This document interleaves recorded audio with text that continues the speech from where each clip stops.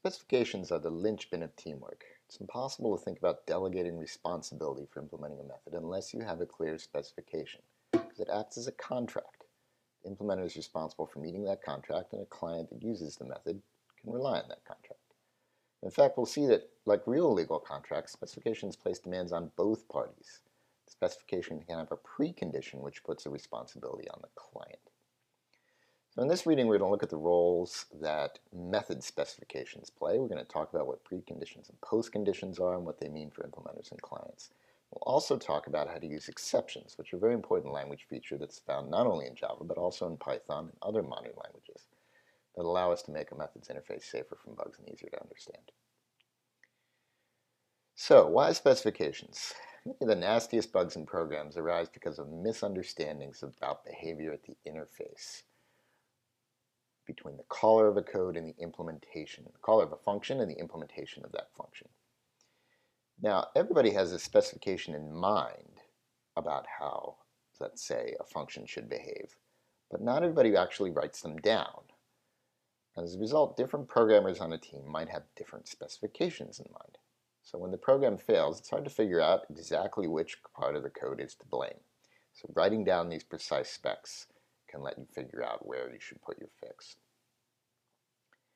Specs are also good for the client of a method because they spare the client the task of actually reading the code.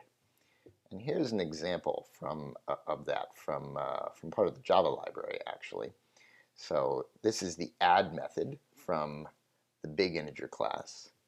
And this is what its spec looks like. Right? It describes what the types are of its arguments, and it says what it actually does. And it's very, very short and easy to understand. Now, if we didn't have that spec, we might have to actually go and look at the way that function is implemented. In fact, all the Java library functions do have their source online, so we can go and look at it. But this is far more difficult to understand. And in fact, if we wanted to understand it, we'd have to not only read this, but we might also have to look at what the constructor actually does, what these helper functions, compare magnitude and subtract and trusted strip leading 0 ints do. There might be lots of code that we have to dig through in order to figure out actually what the behavior of this function is. Compare that with just reading this simple high-level description. Finally, specs are good for the implementer of a method because they give the implementer freedom to change the implementation without even telling the clients, without changing the client code at all. And that actually means specs can make code faster, sometimes by having a weak specification that leaves vague some of the things that the function might do in some circumstances. You can choose a much more efficient implementation.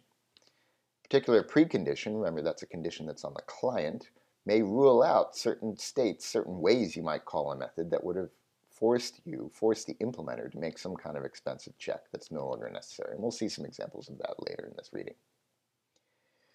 So one way you can think about what a specification is that it's a firewall between the client and the implementer. It shields the client from the details of the workings of the implementation. You don't have to actually read the source code of the procedure if you have its spec. And it shields the implementer from the details of how the clients are going to use it. The implementer doesn't have to ask every client how they plan to use the unit. So this firewall, this idea, results in a decoupling between these two pieces of code that allow the code of the unit and the code of the client to be changed independently as long as those changes respect this specification and each side obeys its obligation. Let's get down to brass tacks and think about the idea of behavioral equivalence. Here are two methods, find first and find last. Both of them take an array of integers and a particular integer value and search for that value in the array, and then they return the position, the index of the value if it's found in the array. Right? Now, of course, the code for these two is different, so in that sense they're different, and we've actually given them different names just so we can talk about them, so they're different in that respect. But let's think about their behavior. To determine behavior equivalence, the question is whether we could substitute one implementation for the other without having to change the code that uses them. Now, these two methods, turns out, do actually have different behavior in some situations. So when val isn't found in the array at all, in both cases this loop will not successfully find. It'll go through the whole array. And then find first will return the length of the array, and find last will return -1. Both of these, by the way, are invalid indexes, and that's what these methods are trying to do by returning them. But they're invalid in different ways. This one is off the end of the array, and this one is before the start of the array. There's another case where or other cases where they behave differently. When val appears more than once, then find first will, because it's moving through the array from start to end, it will find the first occurrence of val and return the index for that.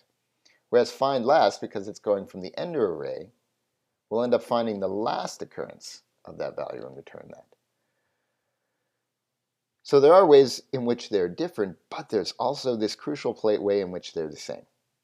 When val occurs exactly once in the array, these two methods behave exactly the same. They return the index where it occurs. And it may be that clients never rely on the behavior of those other cases. Whenever they call the method, the clients are certain they're going to be passing in an array with exactly one occurrence of val, exactly one element that matches val. For clients like that, these methods are the same, and we could switch from one implementation to the other without any issue.